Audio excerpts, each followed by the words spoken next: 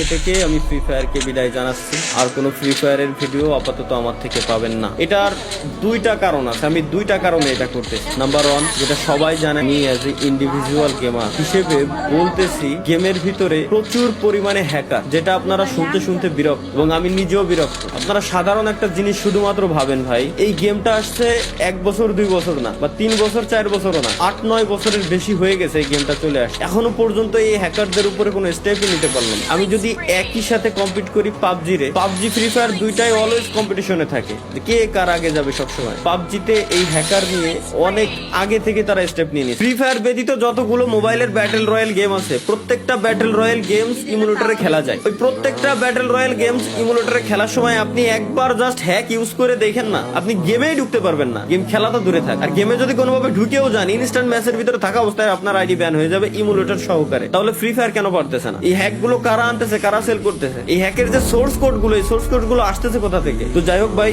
যদি কোনোদিনও এইগুলো